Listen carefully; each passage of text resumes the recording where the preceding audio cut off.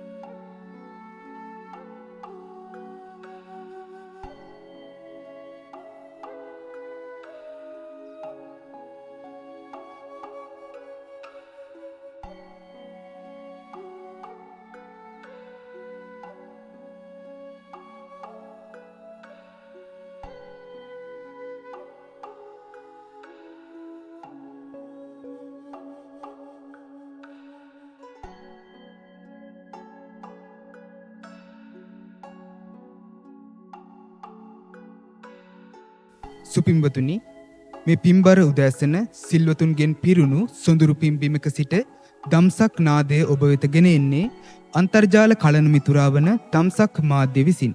ලෝකවාසී ශ්‍රී ලාංකීය බෞද්ධ ජනතාවගේ ජීවිත සුවපත් කරන්නට උතුම් වූ සද්ධර්ම දේශනාව සිදු කරනු ලබන්නේ ශ්‍රී ලංකා අමරපුර කල්යාණ වංශ පාර්ශවයේ කාරක සංඝ සභික වයිමපළාත් සංඝ සභාවේ ගරු ලේකම් දුරන්දර කුරුණෑගල දිසාවේ ප්‍රධාන සංඝනායක පූජ්‍ය කුරුණෑගල ධම්මානන්ද නායක ස්වාමින් වහන්සේ සාදුකාර පූර්වකව ගෞරවනීය යතිවරයාණන් වහන්සේව මේ උතුම් ධම් සභා මණ්ඩපයට පිළිගනු ලබනවා. සාදු සාදු සාදු.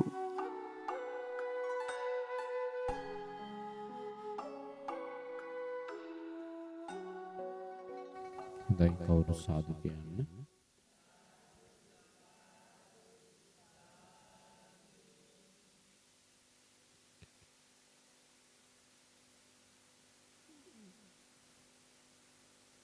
समन्ता चक्रवालेषु अत्रा गच्छन्तु देवता सद्धम्मं मुनिराजस्स सुनन्तु सग्गमोक्खदं धम्मස්සවන කාලෝ අයං භදන්තා ධම්මස්සවන කාලෝ අයං භදන්තා ධම්මස්සවන කාලෝ අයං භදන්තා නමෝ තස්ස භගවතු අරහතෝ සම්මා සම්බුද්දස්ස නමෝ තස්ස භගවතු අරහතෝ සම්මා සම්බුද්දස්ස නමෝ තස්ස භගවතු අරහතෝ සම්මා සම්බුද්දස්ස සෝ භගවා ඉතිපි අරහං අරහං වතසෝ භගවා තම් භගවන්තං අරහන්තං සරණං ගච්ඡාමි තම් භගවන්තං අරහන්තං සිරසා නමාමි.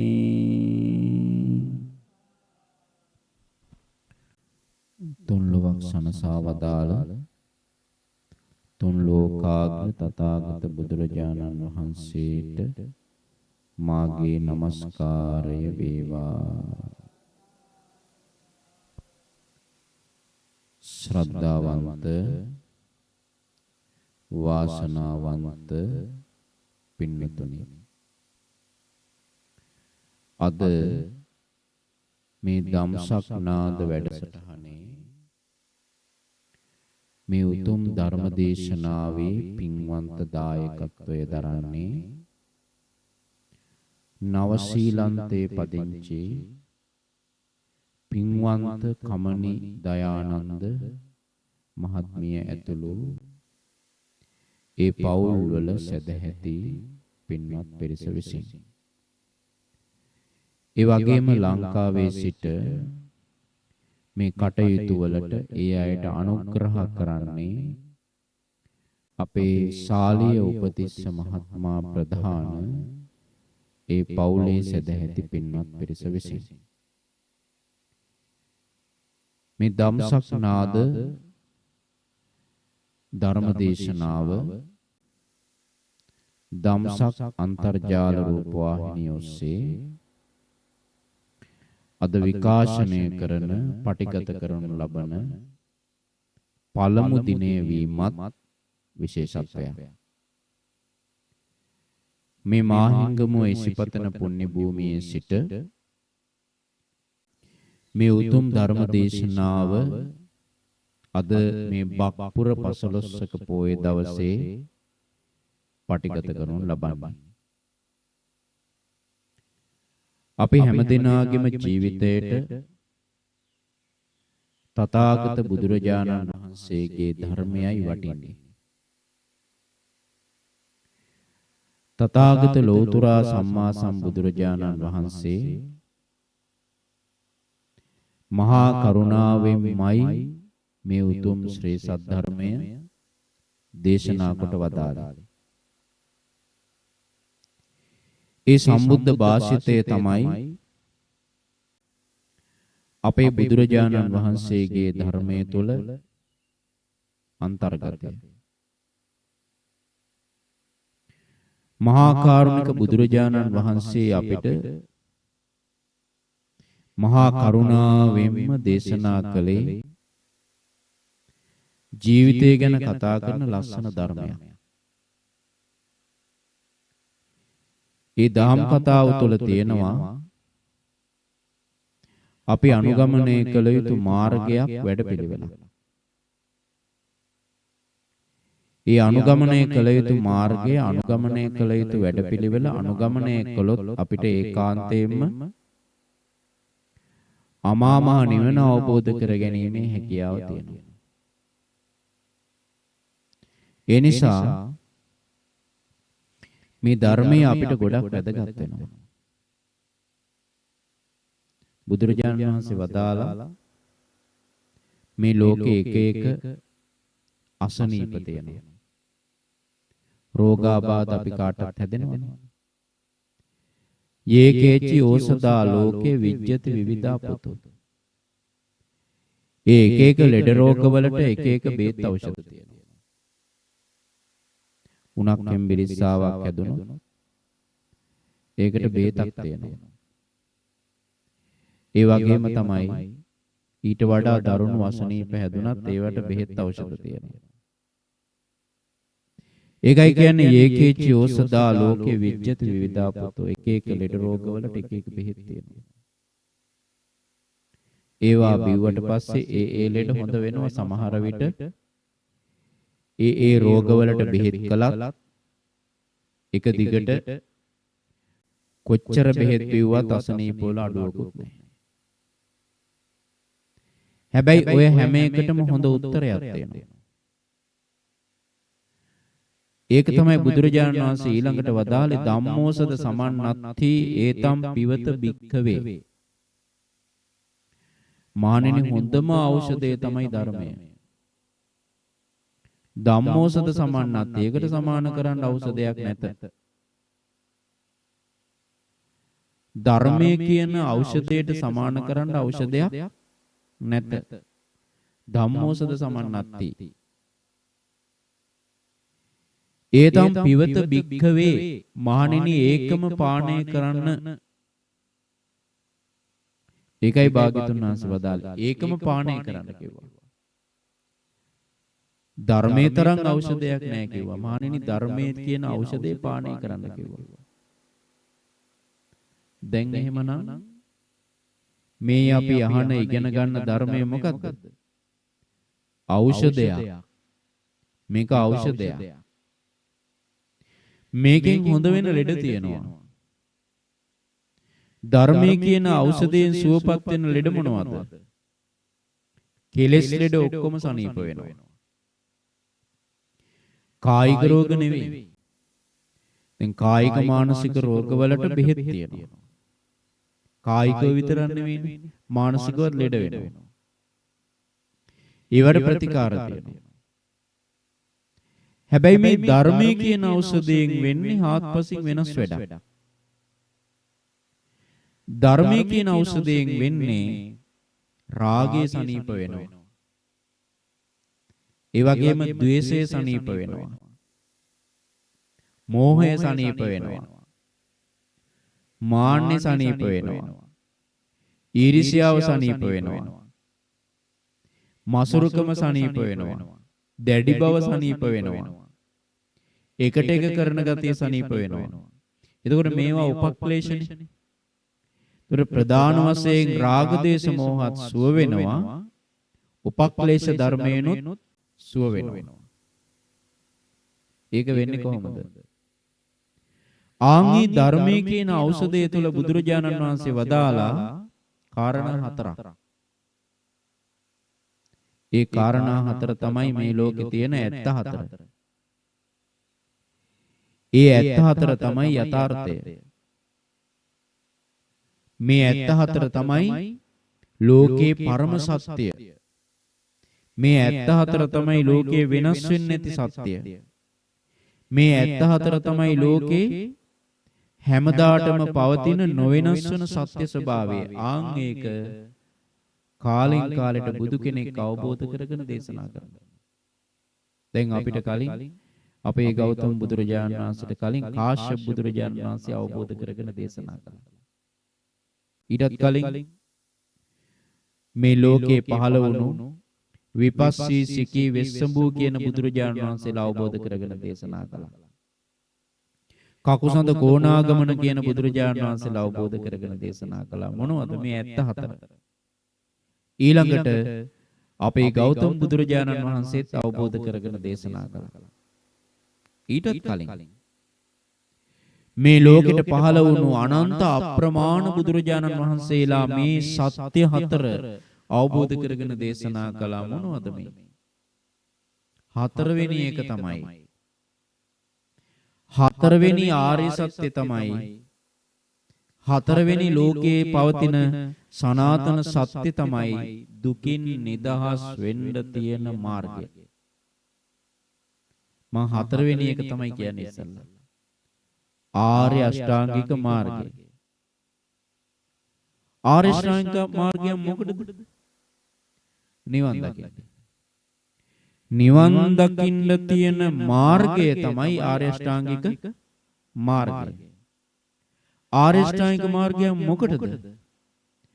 ආර්ය අෂ්ටාංගික මාර්ගයක් ඕන වෙන්නේ දුක්ඛ නිරෝධ කරන්න. නැත්තම් දුක නිරුද්ධ කරන්න. බලන්න එතන කියනවා දුක්ඛ නිරෝධ ගාමිනී පටිපදා. දුක්ඛ නිරෝධ ගාමිනී පටිපදා. දැන් දුක්ඛ නිරෝධ ගාමිනී පටිපදා කියලා කියන්නේ දුකින් නිදහස් වෙන ප්‍රතිපදාව. එහෙනම් ප්‍රතිපදාවක් තියෙනවා මොකටද? දුකින් ගැලවෙන්න. ඔය ඇත්තන්ගේ අතේ අපේ අතේ භාග්‍යතුන් වහන්සේ වදාළ ප්‍රතිපදාව තිබ්බොත් මොකෙන් ගැලවෙන්නද? දුකින් ගැලවෙන්න. ආන්ගේ ප්‍රතිපදාව තිබ්බොත් ඊළඟ ආර්ය සත්‍යයට එන්න පුළුවන්. මොකටද? දුකින් ගැලවිලා ලබන්නේ උතුම් සත්‍යයක්. දැන් දුකින් ගැලවෙන්න තියෙන ප්‍රතිපදාව වැඩුවොත්, පුරුදු කළොත්, අනුගමනය කළොත් ආන්ගේ ප්‍රතිපදාව වඩන කෙනාට, අනුගමනය කරන කෙනාට, නිදහස් වෙන්න ලැබෙන කෙනාට, ඒ ප්‍රතිපදාවත් දියුණු කරන කෙනාට ඔන්න අවස්ථාවක් ලැබෙනවා තව එකක් නැති කරගන්න. ඒකින්ද තමයි ඔක්කොම වෙන්නේ. මොකද්ද අපි නැති කරගන්න ඕනේ? මොකද්ද අපි උපදව ගන්න ඕනේ? දැන් මේ ධර්මයේ කියන ඖෂධයෙන් අපිට ලැබෙන ප්‍රතිලාභය. බුදුරජාණන් වහන්සේ වදාලා මොකද්ද නිවන කියන්නේ කියලා. නිවන කියන්නේ මොකද්ද කියලා. යෝතස්සා යේව තණ්හාය අශේෂ විරාග නිරෝධෝ චාගෝ පටිනිස්සග්ගෝ මුක්ති අනාලය. චතුරාර්ය සත්‍ය තුල තුන්වෙනි ආර්ය සත්‍ය. යෝතස්සා ඒව තණ්හාය අශේෂ විරාග නිරෝධෝ චාගෝ පටිනිස්සග්ගෝ මුක්ති අනාලය. අනාලය කියලා කියන්නේ ආලය බැහැර කිරීම, ආලය දුරු කිරීම අනාලය කියනවා. මුක්ති කියලා කියනවා තණ්හාවෙන් මිදීම. මොකෙන්ද මිදෙන්නේ? තණ්හාව කියලා එකක් තියෙනවා, ධර්මයක්. ආන්ගේ තණ්හාවෙන් මිදීම මුක්ති. ඊළඟට තව තියෙනවා යෝතස්සා ඒව තණ්හාය අශේෂ විරාග නිරෝධෝ. ඔය තණ්හාව ශේෂ නැතුව, ඒ කියන්නේ ඉතිරි වෙන්නේ නැතුව, ඉතිරි වෙන්නෙම නැතුව යෝතස්සා ඒව තණ්හාය අශේෂ කියන්නේ ඒකයි. ඒ තණ්හාවම ඉතිරි වෙන්නේ නැතුව අශේෂ විරාග නොඇලීමෙන් නිරුද්ධ වීමක් ඇද්ද? බලන්න, තණ්හා නිරෝධය, තණ්හාව නැති කරන එක නිවන. මේ වැඩේ ලේසි වැඩක්ද? මේ වැඩේ ලේසි නෑ. මේක ලේසි නැති ක්‍රියාවලියක් හින්දා තමයි අපි දිග සසරක එන්නේ. මේක කෙටි ගමනක් නෙවෙයි. මේක අපි දිගට ආරම්භක කෙලවරක් නොපෙනෙන තරම් දුරක ඉඳලා එන සසරක්. ඒ සසර අපි ආවෙම කොහොමද? ඒ සසර තුල අපි ආවෙම දුක් විඳ සැප විඳ එහෙම ආවා නෙවෙයි. ආවෙම දුක් විඳ. එතකොට අපිව දුකට දැම්මේ කවුද? අපිව දුකට දැම්මේ අපේ හිතේම තියෙන ධර්මයක්. ඒක තමයි ගොඩක් අයට තේරෙන්නේ නැත්තේ. එතකොට අපිව මේ දුකෙහි ගිල්ලව නැවත දුකට වට ආවේ අපිම අපේ හිතේ පුරුදු කරන ධර්මයක් හින්දා. අපිමයි පුරුදු කරන්නේ. අපේ හිතේමයි අපි ඒක පුරුදු කරන්නේ. අපිම තමයි ඒක වඩන්නේ. අපිම තමයි ඒක අත්තරින්නේ නැත්තේ. අපිම තමයි ඒකම පුරුදු කර එන්නේ. එහෙම එනකොට අපේ ඒ හිතේ පුරුදු කරන ධර්මය නිසා අපි අනන්ත දුක් විඳිනවා. දැනුත් එහෙමනේ.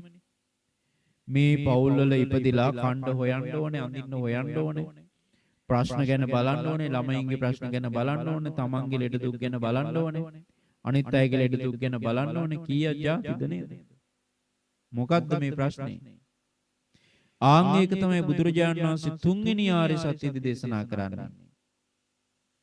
යායම් තණ්හා පෝනෝ භවිකා නන්දි රාග සහගතා తත්‍ර తත්‍රාබිනන්දිනී සේයති ඉදං කාම තණ්හා භව තණ්හා විභව තණ්හා. බලන්න, යායම් තණ්හා පෝනෝ භවිකා නන්දි රාග සහගතා. අපිව ආයමත් උපද්දවනවා. පෝනෝ භවිකා, ආයමත් අපිව උපද්දවනවා. කොහොමද උපද්දවන්නේ? අපිම කරන කර්ම වලින් අපිව උපද්දවනවා. පව් කරලා යනවා නිරයට, පව් කරලා යනවා පෙරේත ලෝකෙට, පව් කරලා යනවා අසුරාපායට, පව් කරලා යනවා නිරයට, පින් කරලා යනවා දිව්‍ය ලෝකෙට. බලන්න අපිම කරගන්න කර්ම වලින් අපිව ඒ තැන යවනවා කරකවා පොණෝ භවිකා. කවුද මේ වැඩේ කරන කෙනා? මේ අපේම හිතේ අපිම හදා දාන අපිම තමයි මේක නිෂ්පාදනය කරන්නේ හදන්නේ.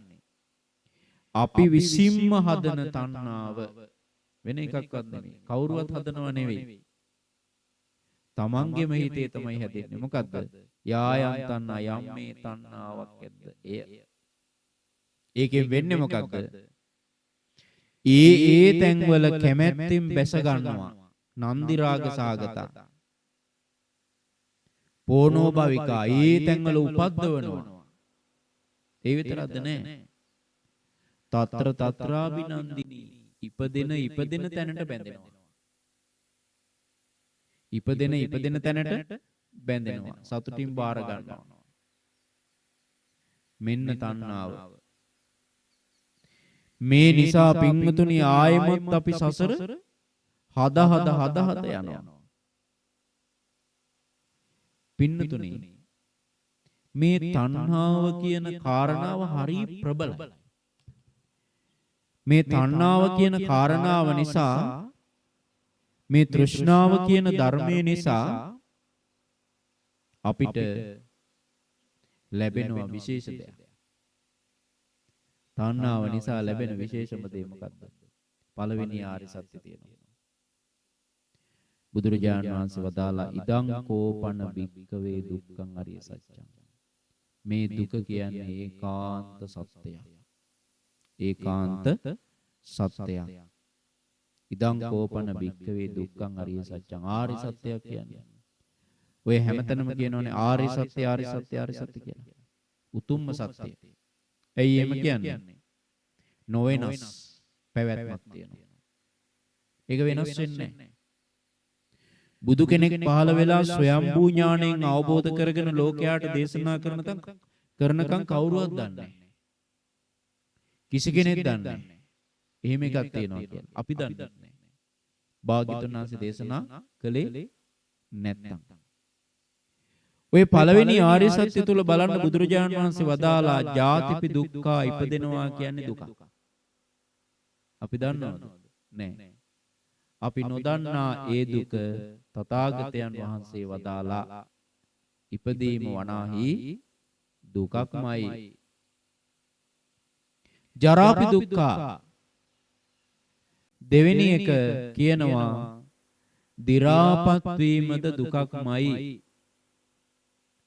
දැන් බලන්න භද්‍ර යවුවනේ ඉවර වෙච්ච අය ඉන්නවනේ. මොකද වෙලා තියෙන්නේ? දිරලා කාටද ඒක නොවෙන්නේ? නොවන කෙනෙක් ඉන්නවද? නෑ. හැමෝටම දිරනවා. ජරා ව්‍යාධිපි දුක්ඛෝ බලන්න බුදුරජාණන් වහන්සේ දේශනා කරනවා මොකද්ද මේ? ව්‍යාධිය කියන්නේ දුකක්. ව්‍යාධිපි දුක්ඛෝ මරණම්පි දුක්ඛං මැරෙනවා කියන්නේ දුකක්. ඊළඟට තව තියෙනවා අකමැති දේවල් ලැබෙනවා දුකක්. කැමැති දේවල් නැති වෙනවා දුකක්. ඊළඟට කියනවා උපාදානස්කන්ධ පහක් තියෙනවා ඒකත් දුකක්. මෙතන ප්‍රධාන කාරණා හතර බලන්නකො. ජාති ජරා ව්‍යාධි මරණ. ගැලවෙන්නම බෑ මේ හතරෙන්. ජාති ජරා ව්‍යාධි මරණ. ගැලවෙන්නම බෑ.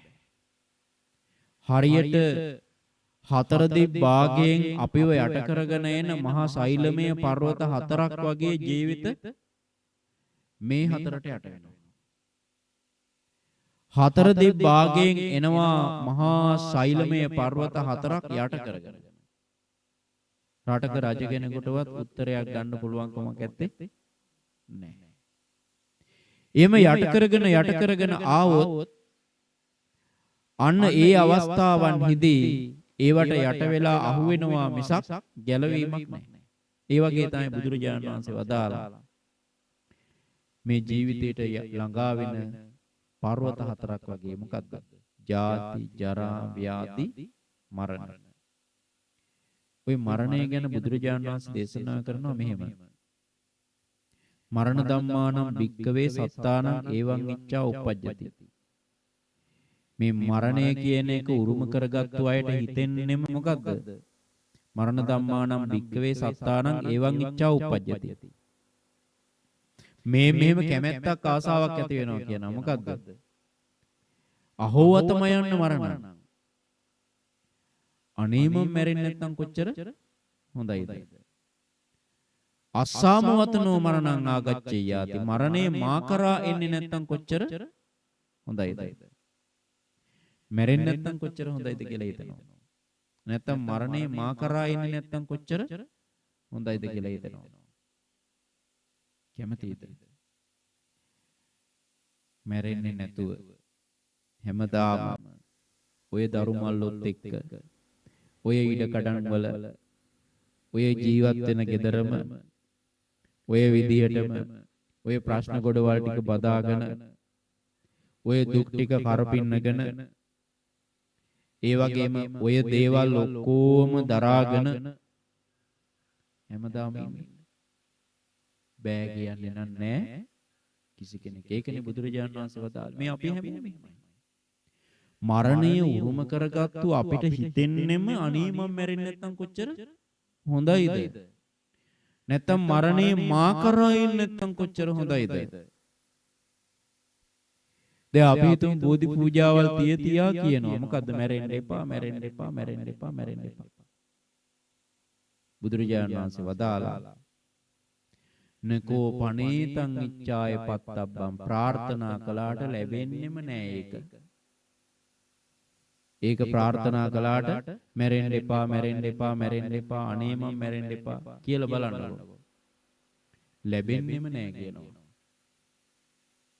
තමන්ගේ දරුවන්ව දාලා, මහත්යව දාලා ඊළඟට ආදරය කර කර හිටපු අය ඔක්කොම ටික දාලා ඒ අය මෙහි ඉද්දී ආපු විදියටම යනවා. කොහොමද? තනි පංගලක. කවුරුවත් නැහැ. අන්තිමට කවලා පොවලා පෝෂණය කරගත්තු කයත් මෙහි දාලා යනවා. ඊළඟට හම්බ කරගත්තු ඉඩමත් දාලා යනවා. හම්බ කරගත්තු සල්ලිත් දාලා යනවා. හම්බ කරගත්තු ගේත් දාලා යනවා. වාහනෙත් දාලා යනවා. වස්තුවක් දාලා යනවා. ඔක්කොම ටික දාලා හැබැයි කරපින්නගෙන යන જાති ටිකක් තියෙනවා. මොනවද? කරපින්නගෙන යනවා. තමන් විසින් රැස් කරගත්තු මොකක් හරි පින්කමක් තියෙනවා නම් ආන් ඒක. හැබැයි තව જાති ටිකක් තියෙනවා. ඒවත් කරපින්නගෙන තමයි යන්නේ. ආයි දාලා යන්න බෑ. මොනවද? තමන් විසින් රැස් කරගත්තු මොනවා හරි පව්කම් ටිකක් තියෙනවා නම් ඒවත් කරපින්නගෙන යනවා. අර තණ්හාවෙන් හදලා දීපු ටික පින්පව් ටික යන තැන හම්බ වෙනවා. යන තැන හම්බ වෙනවා. ආන් එතකොට මොකද වෙන්නේ? ඊතන ඒවා විසින් උපද්දවනවා. ඒතන ඒවා විසින් ජරා මරණ දුක් ඇති කරවනවා. අන්න වෙන දේ.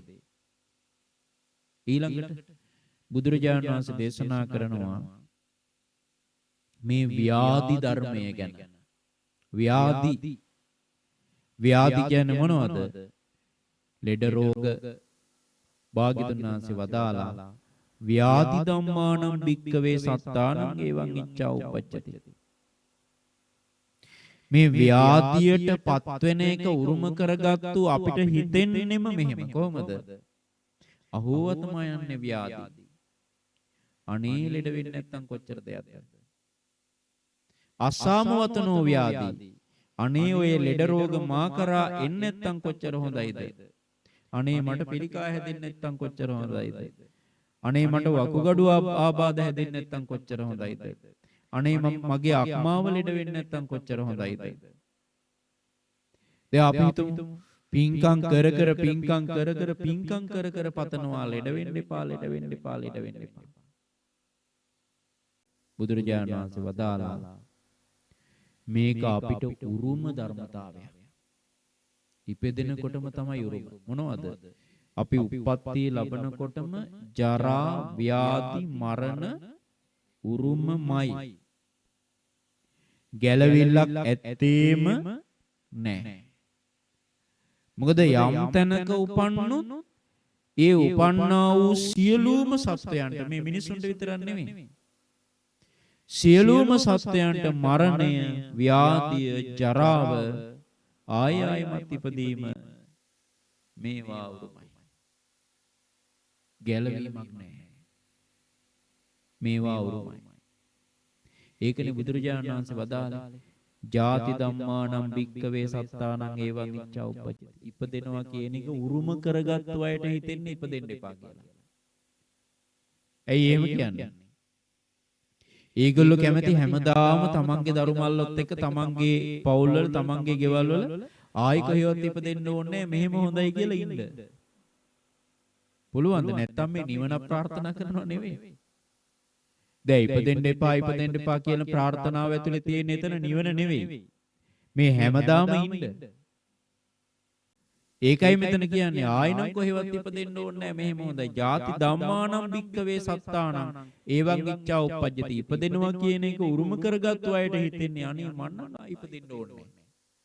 ඔය ඉපදෙනවා කියන එක මා කරා නම් එන්න එපා. භාග්‍යතුන් වහන්සේ වදාලා ප්‍රාර්ථනා කළාට උරුම ධර්මතාවයෙන් මිදෙන්න බෑ. ඒකයි මෙතන කියන්නේ.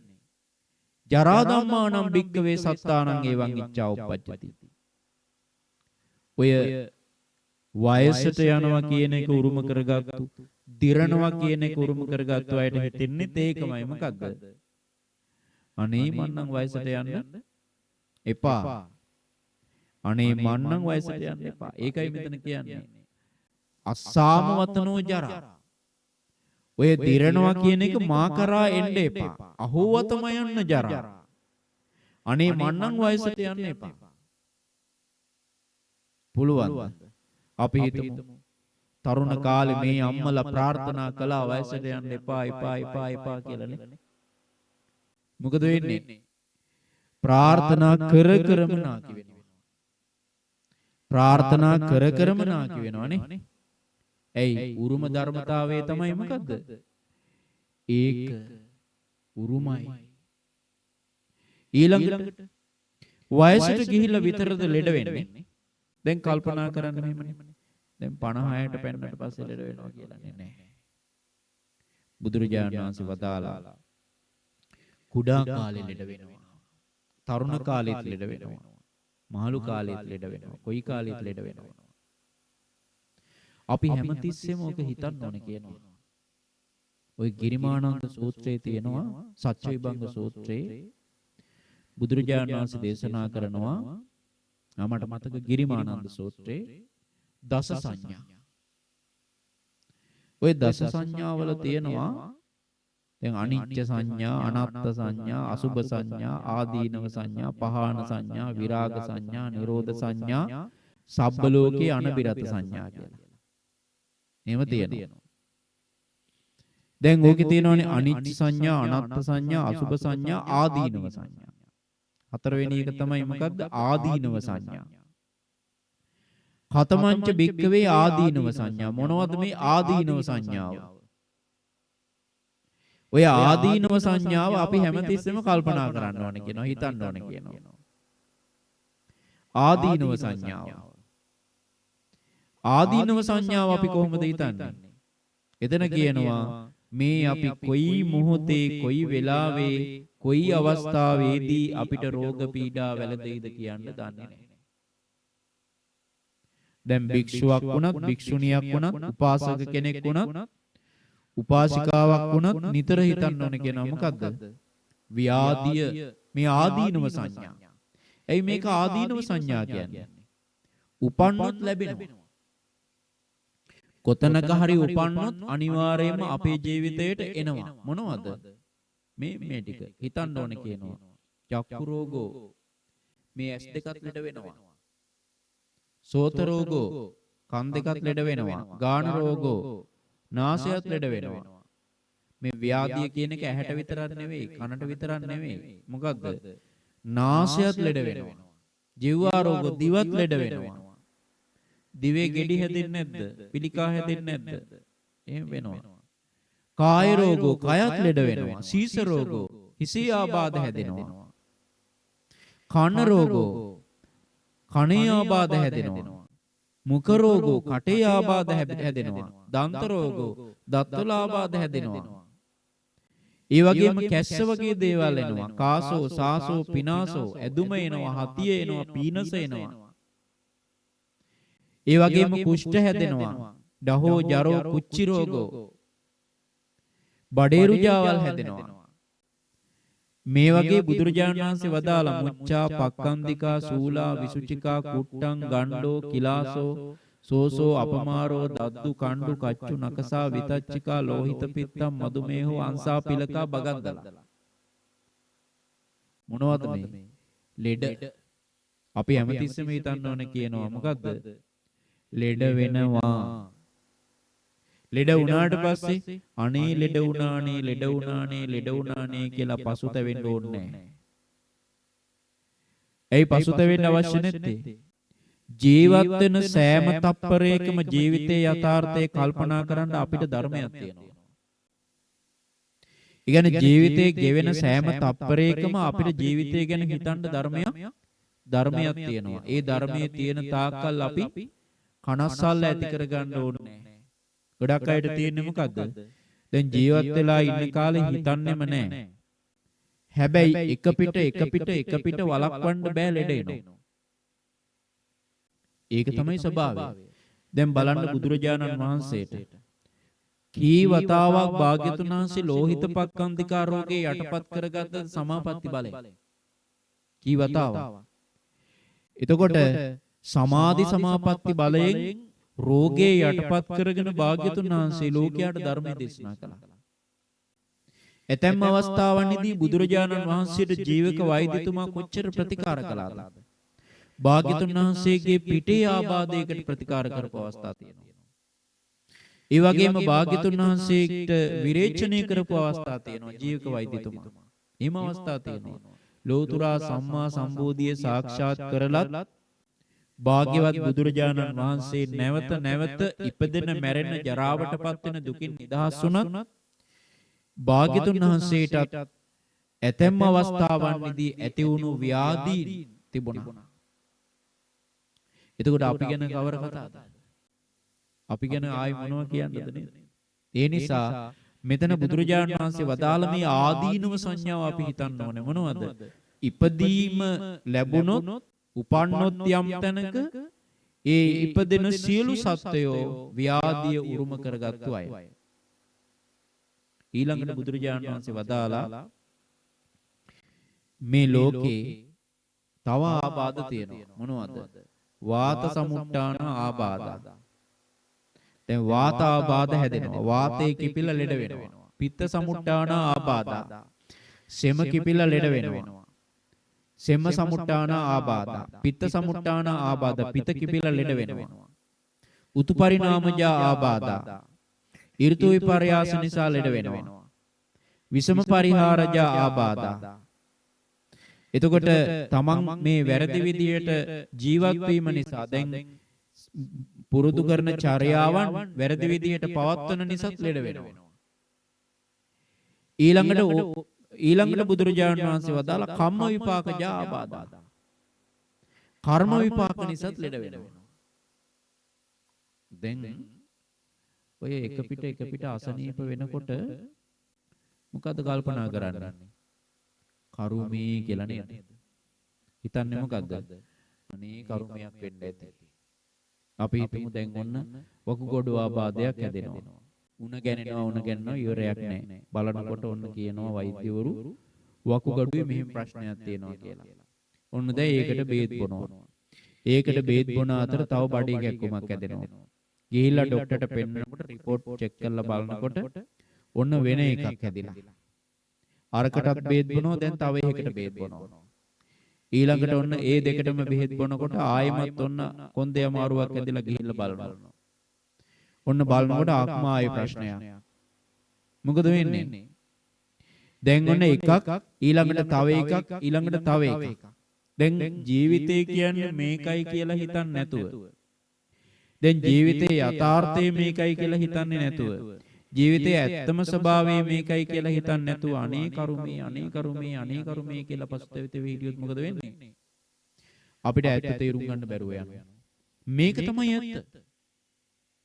දැන් හිතෙන්න පුළුවන් කොටසක් ඇයි නිරෝගීව ඉන්නේ, කොටසක් ඇයි මෙහෙම රෝගී වෙන්නේ? ඇයි කොටසක් නිරෝගී වෙන්නේ, ඇයි කොටසක් රෝගී වෙන්නේ? ඒකත් බුදුරජාණන් වහන්සේ වදාලා. ඒකත් ධර්මතාවය. කොටසක් නිරෝගී වෙන්නේ නිරෝගී වෙන්න අවශ්‍ය කරන පින්කම් සංසාරේ කරලා තියෙනවා. ඒ වගේම කොටසක් රෝගී වෙන්නේ ඇයි? රෝගී වෙන්නේ ඒ නිරෝගී භාවයට අවශ්‍ය කරන පින්කම් හරියට පුරුදු කරලා නැහැ. හැබැයි එහෙම කියලා රෝගී වෙන හැම කෙනෙක්ම අනේ කරුමේ කියලා ලෙඩ වෙන එක කරුමෙටම දාලා හිටියොත් මොකද වෙන්නේ? ඇත්ත තේරුම් ගන්න බැරුව යනවා. බුදුරජාණන් වහන්සේ දේශනා කරනවා මෙතන. දැන් බලන්න හැම ලෙඩක්ම කරුමේ නෙවෙයි.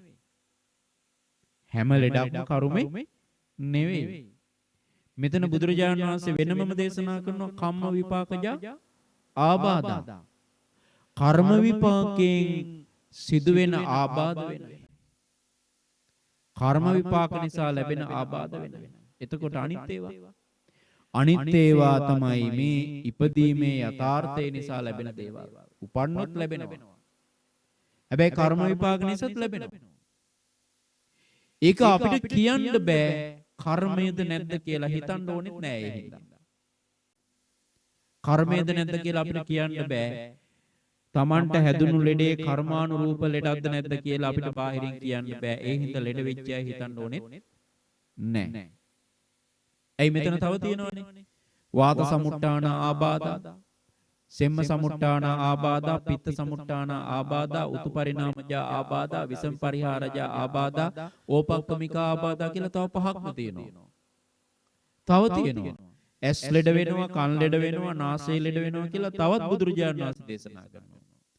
ඊළඟට තවත් කියනවා කර්ම විපාක නිසාත් ලෙඩ වෙනවා කියලා. අපි එකයි හිතන්න ඕනේ මොකද්ද? ලෙඩ වෙනවා කියන එක විතරයි. අපි හිතන්න ඕනේ මොකද්ද? රෝගාබාධ හැදෙනවා කියන එක විතරයි. එච්චරයි හිතන්න ඕනේ. උපන්නොත් රෝගාබාධ හැදෙනවා කියන එක. ඒ නිසා බුදුරජාණන් වහන්සේ දේශනා කරනවා මේ ව්‍යාධි ධර්මය තේරුම් ගන්න ඕනේ. මේ ව්‍යාධිය උරුම කරගත්තු සත්වයාට හිතෙන්නෙම අනේ ලෙඩ වෙන්නේ නැත්තම් කොච්චර හොඳයිද? නැත්තම් රෝගාබාධ මා කරා එන්නේ නැත්තම් කොච්චර හොඳයිද කියලා. පින්වතුනි, බුදුරජාණන් වහන්සේ වදාළ දේ සත්‍යයක්මයි. අපි කොච්චර ප්‍රාර්ථනා කරුවත් අපිට හැමදාම නිරෝගීව ඉන්න බෑ. තව තැනක බුදුරජාණන් වහන්සේ දේශනා කරනවා මේ ශරීරය යම් කෙනෙක් ප්‍රතිඥා දෙනවා නම් මාගේ මේ ශරීරය නිරෝගීමයි කියලා, මාගේ මේ ශරීරයට කිසිම රෝගාබාධයක් නැහැ, මේ ශරීරය නිරෝගීමයි කියලා ප්‍රතිඥා දෙනවා නම් එයා අහුවෙලා තියෙන පින්වතුනි මුලාවක කියනවා. දැන් අපි කවුරුවත් දන්නේ නැහැ. අපි දැන් මෙහෙම ඉන්නවා. ඔන්න හෙට දවසේ අපිට හදිස්සියේ ක්ලාන්තයක් ඇදිලා වෛද්‍ය කෙනෙක් වෛද්‍යවරයෙක් ළඟට යනවා. ගිහිල්ලා බලනකොට පරීක්ෂණ කරලා ඕන් කියනවා යන්න වෙනවා මහරගම. දැන් මොකද්ද වෙන්නේ? දැන් කල්පනා කරනවා මට මේ ඉහෙන් බහින ලෙඩක් තිබුණේ නැහැ. මට මේ මොකුත් තිබුණේ නැහැ. දැන් මට මෙහෙම එකක් වෙලානේ කියලා ඒ වෙලාව ඉඳලා ඇයි මානසික වැටෙන්නේ? කලින් හිතුවේම නෑ මම ලෙඩ වෙනවා කියලා. ඒ නිසා බුදුරජාණන් වහන්සේ වදාලා හැම තිස්සෙම හිතන්න ඕනේ අපි. ලෙඩ වෙනවා. ඒක විතරක් හිතලා හරියනවද? නෑ. බුදුරජාණන් වහන්සේ වදාලා මේ ජාති ජරා ව්‍යාධි මරණ දුකින් ගැලවෙන්න ලස්සන ක්‍රමයක්. දැන් මෙතන බුදුරජාණන් වහන්සේ වදාලේ අනේ මන්නාකි වෙනවා කියලා මානසිකව වැටෙන්න නෙවෙයි. අනේ මං ලෙඩ වෙනවා කියලා මානසිකව වැටෙන්න නෙමෙයි. අනේ මං මැරෙනවා කියලා මානසිකව වැටෙන්න නෙමෙයි. අනේ මං ආයෙ උපදිනවා කියලා මානසිකව වැටෙන්න නෙමෙයි. එහෙනම් දුක කියලා එකක් බුදුරජාණන් වහන්සේ දේශනා කරන්නේ දුකින් ගැලවෙන්න.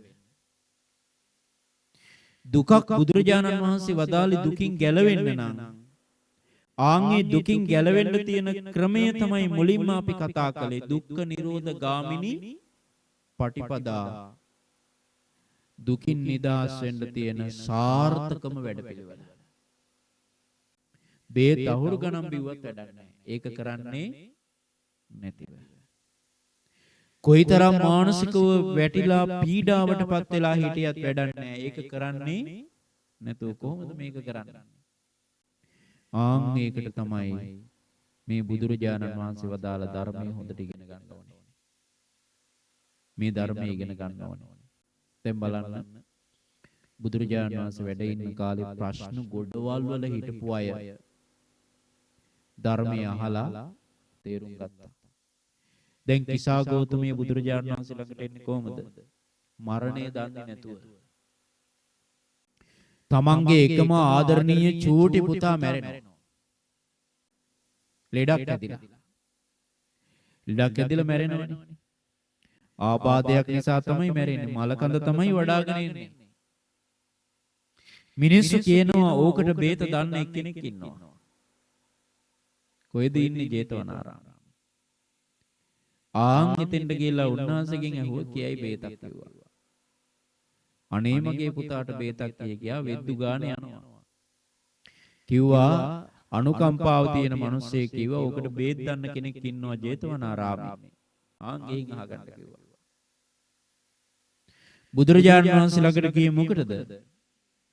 අර මැරිච්ච පුතාව සනීප කරගන්න බේතක් අහගන්න. බලන්න ඊර්ති ප්‍රාතිහාර්ය පාණ්ඩ යමක මහා පාටිහාර්ය පාණ්ඩ හැකියාව තිබුණු මහා බල සම්පන්න ශ්‍රේෂ්ඨ ගුණ පිරුණු උත්තමයන් වහන්සේටවත් බෑ පුතාට පණ ගන්න.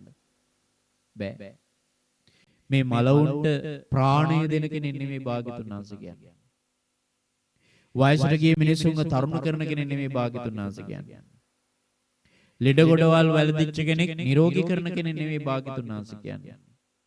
මැරිච්ච අයව පණ ගන්නන කෙනෙක් නෙමෙයි භාග්‍යතුන් වහන්සේ කියන්නේ. ඔය ජාති ජරා ව්‍යාධි මරණ කියන දුකින් ගැලවෙන්න සනාතන රැකවරණයෙන් දෙන ධර්මයක් දේශනා කරන කෙනෙක්. එතකොට උන්වහන්සේ දැක්කා මෙතුමිය පින්වන්තයි. මේක තේරුම් කරන්න මෙතුමියට කල යුත්තේ කුමක්ද? බුදුරජාණන් වහන්සේ වදාලා නැගණිය මට පුළුවන් සුව කරන්න. ඔබේ ඔය පින්වන්ත පුතාව සුව කරන්න මට පුළුවන්. ඕකට ඕනේ අබමිටක්. ඕකට මට ඕනේ අබමිටක්. අනේ ස්වාමීනි මං අරගෙන එන්නම් කියලා යන්න සැරසුණා. ආයෙත් කතා කළා. නැගණිය හැබැයි ඔය අබමිට ගේන්න ඕනේ කිසිම කෙනෙක් නොමල ගේකින්. කිසිම කෙනෙක් මැරුණේ නැති තැනකින් තමයි අබමිටක් ගේන්න ඕනේ. දැන් ඒක ගෙදරකට යනවා. ගියාට පස්සේ අබමිටක් ඉල්ලනවා. අනේ දෙන්නම් කියනවා. ගත්තට පස්සේ අහනවා මේ ගෙදර කවුරු හරි මැරිලා තියෙනවද? අනේ අපේ තාත්තා ළඟදී නැති වුණා. ඊට අවුරුද්දකට උඩදී අම්මත් නැති වුණා. ඊට කලින් අපේ මහත්තයා නැති වුණා. දැන් කියනවා එහෙනම් හරියන්නේ නැහැ. ඊළඟ ගෙදරට යනවා. ඒනොත් ඉල්ලනවා. දෙනවා. අහනවා මේ ගෙදර කවුරු හරි මීට කලින් නැති වෙලා තියෙනවද? අනේ අපේ අම්මා නැති වුණා. දැන් මාස 6ක් වෙනවා. කියනවා. එහෙනම් හරියන්නේ නැහැ. හැන්ද වෙනකම්ම ඇවිද්දා හැම තැනම මැරිලා. මැරිච්ච නැති කෙනෙක් නැහැ. මැරිච්ච නැති ගයක් නැහැ. මැරිච්ච නැති කෙනෙක් නැහැ. ඔය ඇත්තන්ගේ ගෙවල් වලත් බලන්නකෝ. නේද? කියයි අවුරුද්දකට උඩදී ආවලා මැරුණා. අවුරුද්දකට ඒ වුණාට කොච්චර මැරුණත් කොච්චර මැරිච්ච මිනිස්සුන්ව බලන්න මලගෙවල් වල ගියත් නිකමට හිතුවද තමනුත් මැරෙනවා කියලා. මෙන්න හිතපු කෙනා පින්වන්තයි කියවනේ හිතුවා. දැන් මේ හෙල්ලෙන්නේවත් නැතුව හුස්ම ගන්නෙත් නැතුව නිසල්මන්ව ඉන්න චූටි පුතා දිහා බැලුවා. අනේ මගේ පුතාටත් මේකමයි වෙලා තියෙන්නේ. මේ මරණය අපිව කා දමන ධර්මතාවය. අපේ ජීවිතේ නැති කර දමන ධර්මතාවය කියලා මොකද කළේ? වැඩක් නැහැ කියලා මෘත දේහය විසිකලා සොවනට. කරන්න දෙයක් නැහැ. ගයක් ගාන ගිහිල්ලා බලන්න බුදුරජාණන් වහන්සේ කියපු දේ කරලා ඇත්ත තේරුම් අරගෙන ආයෙමත් යනවා කොහාටද? එතෙන්ටම ජේතවනාරාමයට. වෙන යන්න තැන නැහැ. ජේතවනාරාමයට යනවා. ගිහිල්ලා බුදුරජාණන් වහන්සේගේ සිරිපා මුල වැඳ වැටිලා කියනවා අනේ ස්වාමීනි මං තේරුම් ගත්තා. ස්වාමීනි භාග්‍යතුන් වහන්සේ ඔබ වහන්සේගේ ශාසනය මං කැමති පැවිදි වෙන්න උපසම්පදා වෙන්න. බලන්න පැවිදි උපසම්පදා වෙලා රහත් වෙනවා. අන්න දුකින් ගැලවුණා. දැන් එතකොට පින්වතුනි ඒ වගේ බුදුරජාණන් වහන්සේගේ ශාසනය තුල මේ ජීවිතේ තේරුම් ගත්ත අය කොච්චර හිටියද? අපිත් මහන්සි ගන්න ඕනේ. මේ ඇත්ත දකින්න ඇත්ත තේරුම් අරගන්න. මේ ඇත්තට මුහුණ දෙන්න අපි දක්ෂ වෙන්න ඕනේ. ඒකටයි මේ ධර්මයක් තියෙන්නේ. දැන් පින්වතුනි බුදුරජාණන් වහන්සේ වදාළ ආර්ය අෂ්ටාංගික මාර්ගය. කුමකටද මේ මාර්ගය? ඉපදීමෙන් ගැලවෙන්න. කුමකටද මේ මාර්ගය? ජරාවෙන් ගැලවෙන්න. කුමකටද මේ මාර්ගය? රෝග පීඩා වලින් සදහටම ගැලවෙන්න. කුමකටද මේ මාර්ගය? මරණයෙන් ගැලවෙන්න. කුමකටද මේ මාර්ගය? ඒ මාර්ගයේ සියලු දුක් වලින් ගැලවෙන්න. දුක්ඛ නිරෝධ ගාමිනී පටිපදා. දුකින් ගැලවෙන්න.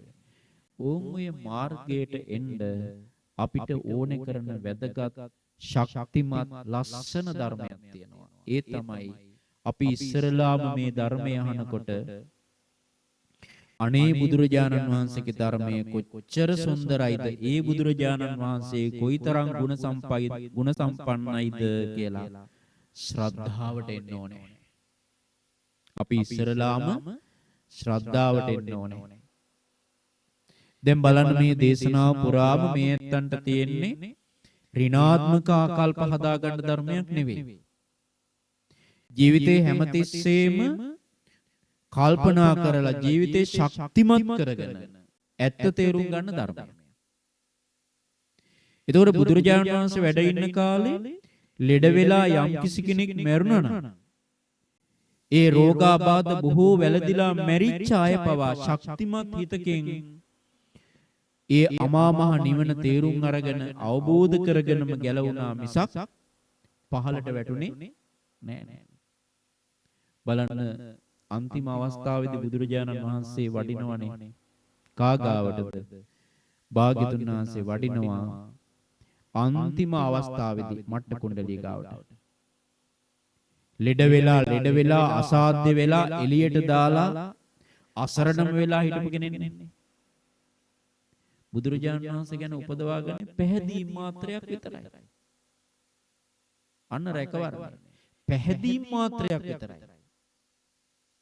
නිරයට වැටෙන්නේ නැතුව යනවා බල සම්පන්න පිනකින් සුගතියට. බලන්න මට්ට කුණ්ඩලි සුගතියට යනවා.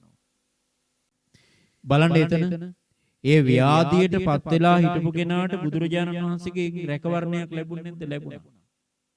එනම් භාග්‍යතුන් වහන්සේ ගැන පැහැදිලි මාත්‍රයක් ඇති කරගත්තු කෙනෙකුට සුගතිය යන්න පුළුවන් වුණා නම් ඒ බුදුරජාණන් වහන්සේ වදාළ ධර්මයේ පොඩ්ඩක් පුරුදු කරගත්තු කෙනෙකුට ලැබෙන ආනිසංස කවර කතාවද? දැන් පැහැදිලි මාත්‍රයකින් සුගතිය යන්න පුළුවන් වුණා. ඒතර ඒ බුදුරජාණන් වහන්සේ වදාළ ධර්මයක් තියෙනවනේ. මේ ගරු ගාම්භීර පරම සුන්දර චතුරාර්ය සත්‍ය.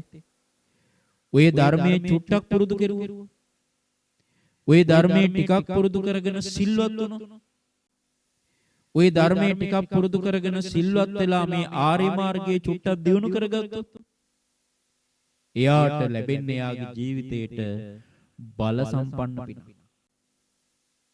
ඒ බල සම්පන්න පින රැස් කරගෙන සංසාරෙත් පිටි කරගන්න පුළුවන්කම තියෙනවා. සසර දුකිනුත් ගැලවෙන්න පුළුවන්කම තියෙනවා. සසර කෙටි කරගන්නත් පුළුවන්කම තියෙනවා. අපි බලාපොරොත්තු වෙන්න ඕනේ අනේක. සසරින් ගැලවෙන්න. ඒ නිසා ඉස්සරලාම ශ්‍රද්ධාවට එන්න ඕනේ. මොකද්ද ශ්‍රද්ධාව කියන්නේ? බුදුරජාණන් වහන්සේව ගුණ වශයෙන් විශ්වාස කරනවා. ඊළඟට ඒ ශ්‍රද්ධාවට ආපු කෙනා සිල්වත් වෙන්නම ඕනේ. අපි හිතමු ප්‍රශ්න, ගැටලු, බාධා, පීඩා, කරදර, බාධක ගොඩක් කියලා. කොච්චර කරදර තිබුණත් සිල්වත් වෙන්න ඕනේ. කොච්චර ප්‍රශ්න තිබුණත් සිල්වත් වෙන්න ඕනේ. කොච්චර චිත්ත පීඩා තිබුණත් සිල්වත් වෙන්න ඕනේ. කොච්චර රෝගාබාධ තිබුණත් සිල්වත් වෙන්න ඕනේ. කොයිතරම් ජීවිතේට එක එක જાතියේ දේවල් ආවත් ප්‍රශ්න හැටියට යා සිල්වත් වෙන්න ඕනේ. එතකොට ඒකේනා ඒ සිල්වත් බව තුල පිහිටනකොට වලකිනවා දුෂ්චරිත වලින්. එයා එතකොට දුෂ්චරිත වලින් වැළකීලා වාසය කරනවා. එයා ලෙඩ ඇඳේ හිටියත් සුචරිතයෙන් යුක්තයි. ලෙඩ ඇඳේ හිටියත් පිරිසිදු ආකල්ප වලින් යුක්තයි. එයා ලෙඩ ඇඳේ හිටියත් එයා මරණාසන්න අවස්ථාවේදී හිටියත් සිල්වත්. අන්න අපිව අපේ ජීවිතයේ උඩට තියෙන දේවල් ඉහළට දමන දේවල්. එතකොට දිවිහිමියෙන් සත්තු මරන්නේ නැහැ. හොරකම් කරන්නේ නැහැ. කාම මිත්‍යාචාරය කරන්නේ නැහැ. එතනම බලන්නකෝ ආර්ය ශ්‍රාණික මාර්ගයේ අංගන වැඩෙන්නේ. ඊළඟට බුරු කියන්නේ නැහැ. කේලම් කියන්නේ නැහැ. පරස වචන කියන්නේ නැහැ. හිස් වචන කියන්නේ නැහැ. එතනත් බලන්නකෝ ආර්ය ශ්‍රාණික මාර්ගයේ අංගන වැඩෙන්නේ. ඊළඟට ධාර්මිකව ජීවත් වෙනවා. එතනත් බලන්නකෝ ධාර්මිකව රස්සාවක් කරගෙන ජීවත් වෙනවා. ආර්ය ශ්‍රාණික මාර්ගයේ අංගයන්නේ සම්මා ආජීව. දැන් ඔය විදියට සිල් රකින්නකොට අකුසල්ම අතහැරලා කුසල් වඩනවා. අකුසල්ම අතහැරලා කුසල් වඩනකොට සිල් රකින්න ගන්න උත්සාහයක් තියෙනවා, කැමැත්තක් තියෙනවා, වීරියක් තියෙනවා, කැපවීමක් තියෙනවා, අදිෂ්ඨානයක් තියෙනවා. ආන් එතන තවත් මාර්ගාංගයන් සම්මා වායාම. ඊළඟට හැමතිස්සෙම අවධානයෙන් ඉන්නවා කුසල අකුසල් ගැන සිහිය.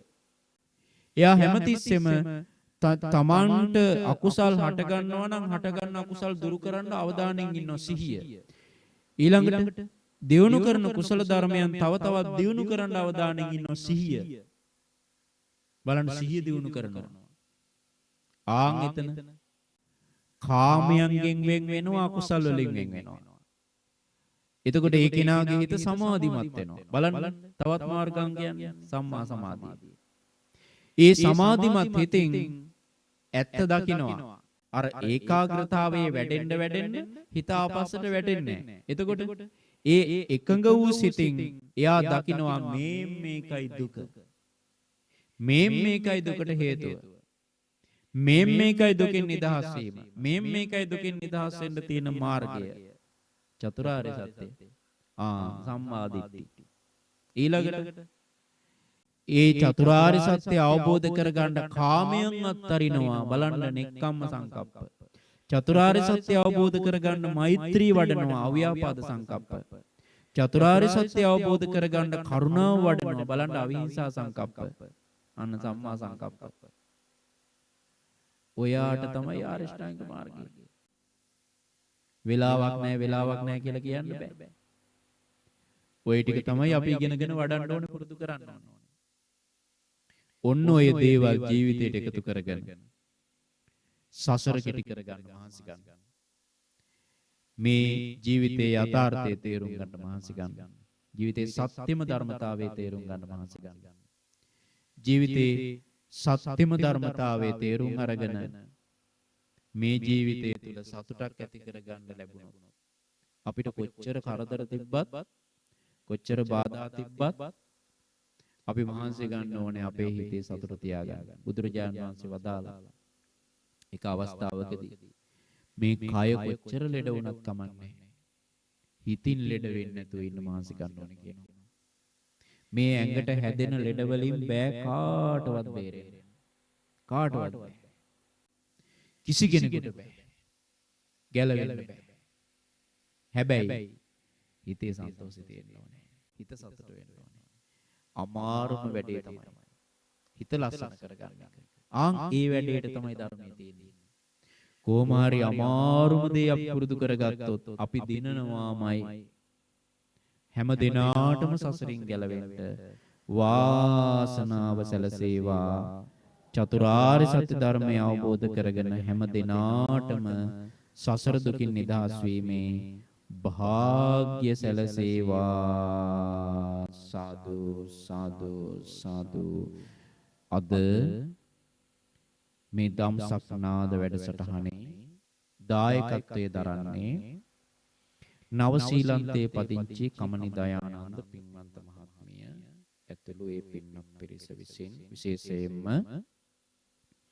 එතුමිය නව ශ්‍රීලන්තයේ සිට දායකත්වයේ දරද්දී ලංකාවේ සිට මේ පින්කමට සහ සම්බන්ධව එතුමියට අනුග්‍රහ කිරීම පිණිස ඒ වගේම අපේ මේ තෙලඹු ගම්වන මාහිංගමුව කියන ඉසිපතනයන්ට සහ සම්බන්ධව කටයුතු කරන අපේ ශාලීය උපතිස්ස මහත්මයා ඇතුළු ඒ පවුලේ සියලු දෙනාම මේ අවස්ථාවට සම්බන්ධ වෙනවා. විශේෂයෙන්ම කමනි දයානන්ද පින්වන්ත මහත්මිය බලාපොරොත්තු වෙනවා මේ ධර්ම දේශනාවේ උතුම් ආනිසංස බලයෙන් එතුමියගේ ආදරණීය මව්තුමියට නිදුක් නිරෝගී චිරජීවනයේ ප්‍රාර්ථනා කරන්නටත් ඒ වගේම කමනි දයානන්ද මහත්මියටත් එතුමියගේ දියණියන් වන දනිදි සෙනුදි රයිලි යන ආදරණීය දරුවන්ටත් නිදුක් නිරෝගී සුවපත් භාවයේ ප්‍රාර්ථනා කරන්නටත් අධ්‍යාපන කටයුතු සාර්ථක කර ගැනීම සඳහා ආශිර්වාද ප්‍රාර්ථනා කරන්නටත් බලාපොරොත්තු වෙනවා. ඒ වගේම පරලෝසපත් වූ උපාලි දයානන්ද පියාණන්ටත් රම්මිලතා නැන්දම්මාටත් ආර්යවංශ බාප්පාට ජයසිරි බාප්පාටත් ඒ වගේම අත්තම්මලා තිදෙනාටත් පුණ්‍යානුමෝදනා කරන්නට බලාපොරොත්තු වෙනවා. විශේෂයෙන්ම අපි පළමුවෙන්ම පුණ්‍යානුමෝදනා කරමු මියගිය ඥාතීන්ට. මිය පරලෝ යන්ට යෙදුන උපාලි දයානන්ද පින්වන්ත පියාණන්ටත් ඒ වගේම රම්මිලතා නැන්දම්මාටත් ආර්යවංශ බාප්පාටත් ජයසිරි බාප්පා ඇතුළු අත්තම්මලා තිදෙනාට පුණ්‍යානුමෝදනා කරන්න බලාපොරොත්තු වෙනවා. මේ නම් සිහිපත් කළ මේ පරලොවගිය පියාණන් ප්‍රදාන ඒ සියලුම ඥාතීන් මේ පින්පෙත් අනුමෝදන් වෙලා සැපයෙන් සැපයටපත් වෙත්වා සංසාර දුකින් මිදෙත්වා කියලා සාදු කියලා පුණ්‍යානුමෝදනා කරමු. ඒ වගේම විශේෂයෙන්ම ආශිර්වාද ප්‍රාර්ථනා කරමු මේ දේශනාවේ අද දායකත්වයේ දරන කමනි දයානන්ද පින්වන්ත මහත්මියට නව ශ්‍රීලන්තයේ පදිංචි කමනි දයානන්ද පින්වන්ත මහත්මියට මේ සද්ධර්ම දේශනාවේ උතුම් වූ ආනිසංස බලයෙන් එතුමිය නිරෝගී වේවා සුවපත් වේවා දිගාසිරි සුව ලබත්වා ජීවිතේ සාර්ථක කරගනිත්වා තව තවත් ධර්මයෙන් පෝෂණය වේවා සියලු යහපතම සලසා ගනිත්වා කියලා සාදු කියලා ප්‍රාර්ථනා කරමු. ඒ වගේම පින්වන්ත දියණියන් වන දනිදි සෙනුදි රයිලි යන පින්වන්ත දරුවන්ට තුනුරුවන්ගේ අනන්ත ගුණ බලයෙන් යහපත සැනසෙල්ල අභිවෘද්ධිය දියුණුව මතු අනාගත ජීවිතේ සාර්ථක වේවා.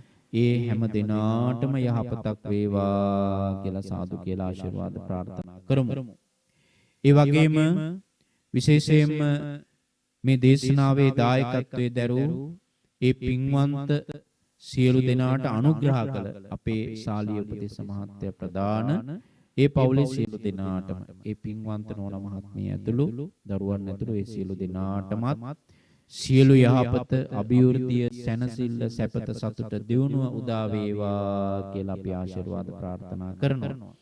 ඒ වගේම විශේෂයෙන්ම මේ ධම්සක් නාද ධර්මදේශනා මාලාවේ ධම්සක් අන්තර්ජාල රූපවාහිනිය ඔස්සේ විකාශනය වන පළවෙනි ධර්මදේශනාව දායකත්ව ධර්මදේශනාව මේ සියලු දෙනාටම මේ අන්තර්ජාල රූපවාහිනිය ඔස්සේ ඒ වගේම අන්තර්ජාල ගුවන්විදුලිය ඔස්සේ මේ දේශනාවන් සිදු කරවා ගන්න පුළුවන් සදැහැති පින්වත් පිරිසට තම තමන්ගේ නමින් මිය පරලොව ගිය ඥාතීන් වෙනුවෙන් ඒ වගේම තම තමන්ගේ නිවෙස්වල පැවැත්වෙන ධර්ම දේශනා ආදී කටයුතු සඳහා විශේෂයෙන්ම මේ ධම්සක් අන්තර්ජාල රූපවාහිනිය සම්බන්ධ කර ගැනීමේ අවස්ථාව තිබෙන බව සතුටින් සිහිපත් කරනවා. ඒවා මහා ධර්ම දානමය පින්කම් විශේෂයෙන්ම දේශකයන් වහන්සේ නමක් වැඩම කරවගෙන මේ විදියට ධර්ම දේශනාවක් සිදු කරවා ගැනීම කියන්නේ මහා පිංකමක්. ඒ විතරක් නෙවෙයි. දැන් මේ ධර්ම දේශනාව මෙතන ඉන්න මේ පින්වත් පිරිස විතරක් නෙවෙයි.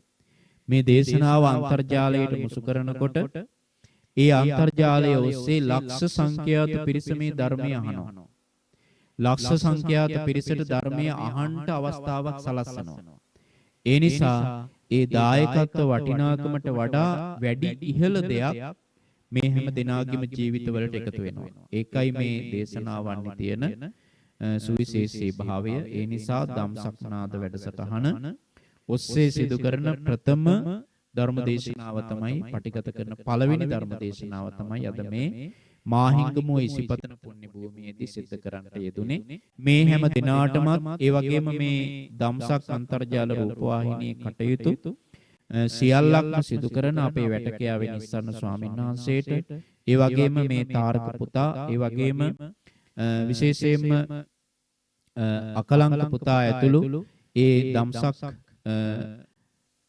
ඒ ධම්සක් නාද වැඩසටහන් සංවිධානය කරන ඒ කටයුතු වල යෙදෙන සියලුම දෙනාට සියලු යහපත අභිවෘද්ධියම සැලසේවා කියලා අපි සාදු කියලා ප්‍රාර්ථනා කරමු.